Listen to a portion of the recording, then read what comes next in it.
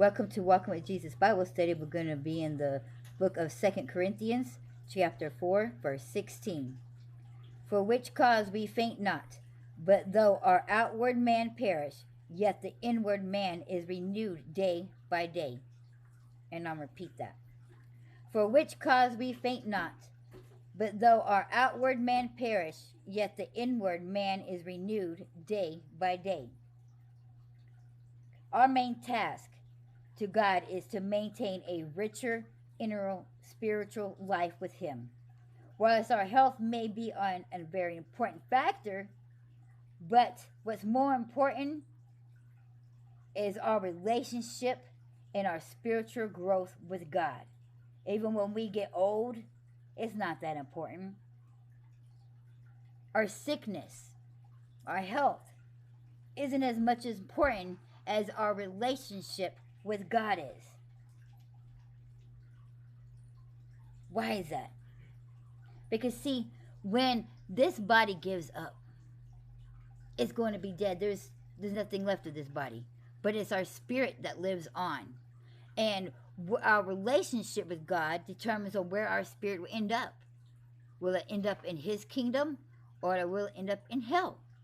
So if you're so focused on yourself and your life here on this earth and do nothing about your spiritual growth and your relationship with Jesus, you are now, you're focused on the wrong thing, because while you're letting this, trying to get this body to live forever, which it will not, it will surely die eventually, you have let your spirit die, which is therefore killing yourself. You are focused on the wrong thing, that is to live forever.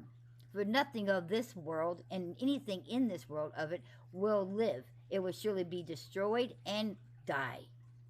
Only God can save our spirit. Only God can take our spirit and place it where He seems just for it, by your actions and by what you perceive to be and on your relationship level with Christ. Now, there's some people who are satisfied with their relationship with God.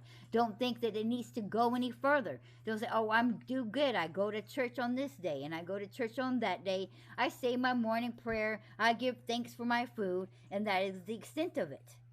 You are a lukewarm Christian. One that accepts God but doesn't think that you need to do anything further. That you have exceeded all that you needed to do. God would spit you out, for it would be better for you as if you didn't even know Him. It would be better for you to be constantly on fire and say, oh, I need to do more. I need to grow.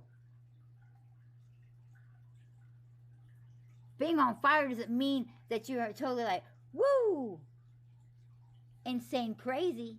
It just means that you're willing to keep growing, to keep knowing. There's a lot of people who are very smart and very intelligent and think that they are too smart, that they don't need to learn or do anything or study anymore, because they have let that conceitedness, the arrogance, their pride get the best of them, that a lot of people's like, no, that's okay. You know, I'm pretty smart. I don't think I need to read that. I don't think I need to know that, because I'm pretty smart already. And therefore, they would never know any more than what they already know. And that does not make them smart at all. In fact, it makes them pretty dumb. Because they will never gain any more knowledge than the knowledge that they already have. Now, there's plenty of people who don't have those degrees and high IQs, but they have never stopped learning anything. They've always, oh, well, give it to me, I'll learn that. Give it to me, I'll take that. I'll read that. I'll try to understand that.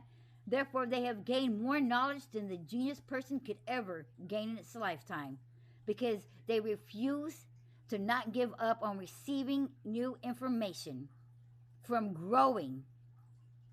It's the people who refuse to grow who will be stagnant, stand still, and lukewarm.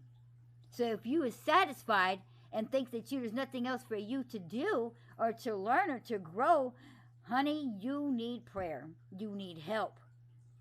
Because God will spit you out. The moment you get to the gates of heaven, He's going to say, I don't know you. You didn't care to know me. I don't care to know you. I just know of you. Just as if you know of me. So it's very important I've always said this throughout my life to a lot of people, especially to a lot of other mothers who sit there and say, oh, I'm a very good mom. I said, well, just by that statement right there alone makes you not a very good mother. And I know that came off rude and came off harsh, but I was a very blunt person. I was very honest. And the truth of the matter is, if you sit there and think that you're a very good mother, then you're sadly mistaken, because you are not going to try to be a better mother, because you don't think that you need to be. And the great mother, the best mother out there, is one who doesn't think she's doing a very good job and does her very best to keep trying to be a better mother than what she was yesterday. That is the same thing, and it still applies in your relationship when it comes to God. To strive to be better than you was yesterday. You don't have to be the best of it today or be the best of it than everybody else in the world, but you need to be better than what you was yesterday. You need to grow more than where you was at yesterday. Nobody says you have to be the best. You don't have to be better than this particular person, but you need to be better than who you was yesterday, so that you're always better. You're always growing. You're always multiplying. You're not at a standstill. You're willing to go the extra mile, to walk further. And those who sit there and think that they know everything because they have read the Bible once, or have got a few verses, even maybe 100 verses memorized, and don't think they need to do anything else, I feel sorry for you, because so did the Pharisees.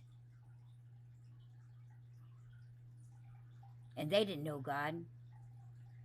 They knew the law, but they didn't know Jesus.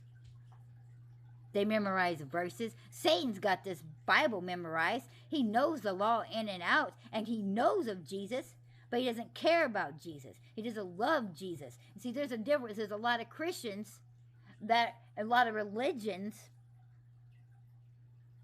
that know and believe in Jesus and know the book inside and out, and would stand there all day being a Bible Nazi and pointing their fingers at people and telling them what they need to do and what is correct and what is wrong, but they don't know who they're speaking of. And a lot of times they don't know who they're speaking to. Because sometimes the people who they're trying to correct is a child of God who has a relationship with Jesus, and Jesus has them on the right path, and they're too busy pointing fingers that they don't know, they don't understand, because they look like a mess to that person, because God's working on them. God is doing something new in all of us, but the ones who are trying to grow in Him. And the ones who ain't growing, they don't understand. They can't see, because nothing is being revealed to them, because they don't care to know. God's not going to waste His time. He knows your heart. He knows where you're heading. So even if you're caught up in the moment of despair of this and that, remember that God knows your heart. And He's teaching you. So it's okay to stumble and fall. It's okay to get corrected. It says those who don't take correction is a fool. So if you don't think that you need to be corrected and God is not going to correct you, honey, I feel sorry for you. And if you keep on getting corrected by God, honey, jump up and down, because God loves you tremendously. Because He only corrects those who He loves. Because He wants you to walk on the right way. And the best way, because we are who we are, we can't walk in the right way. The only way we can walk in the right way is by God correcting us and leading us there. So if you constantly feel like you're failing because God is correcting you, you better jump up and down. You're on the right path. You're on the right way. You're on God's way. Take it, enjoy. But if you don't feel like, if you ain't being corrected in no kind of way, you might want to think about how is your growth going? How is your journey with God? Is it growing? Or are you at a standstill? Is your pride standing in the way?